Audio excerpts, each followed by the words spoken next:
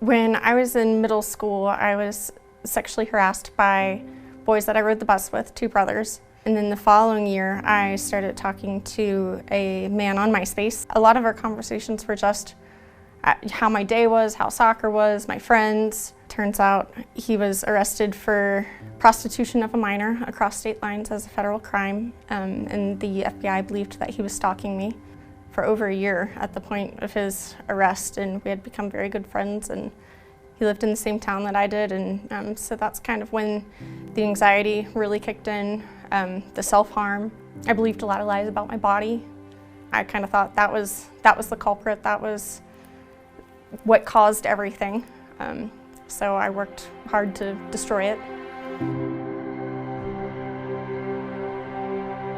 I was talking with my pastor, and he said, if you met another girl who's going through what you were going through, he said, would it be worth it to change your life, to turn around and help her so she wouldn't have to go through what you did? And that's kind of been like the motivational pivot point for my recovery. Before I came to Mercy, I'd been through several different treatment programs, residential, inpatient hospitals, psych wards. So when I came to Mercy and saw this beautiful building with friendly staff, and the girls were allowed to walk through the garden and go outside and play volleyball and things like that, I didn't feel like I was locked in a cage the moment I walked in the door.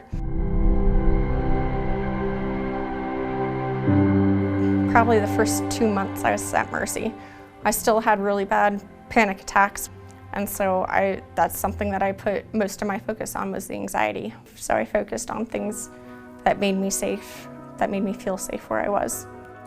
I was excused from group one day. I was really struggling with forgiveness for myself, for making those mistakes and believing those lies, and any part that I may or may not have played in other people's lives.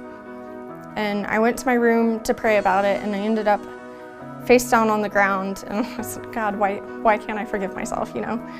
And I could clearly hear God in my heart say, oh, you don't need to be forgiven. This was not your fault. But it's picking yourself up afterwards and moving on with your life despite what happened to you. It doesn't make you who you are. When I graduated Mercy, I was still having severe stomach issues and digestive issues most likely from the effects of the eating disorder, the abuse that I did to my own body.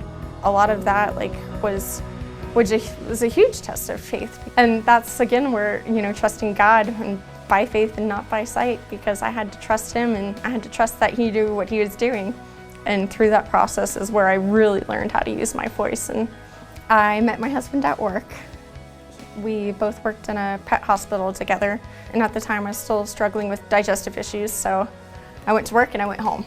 But despite all that, David still persevered, and he would still try to take me out on dates, and even when I said, I'm too tired, he would come to the house and just sit on the couch and watch movies with me. And he loved me through all the medical trials and all of my weirdness, and, and he still stuck around. We've been walking in faith together, and we've been married 3 years now.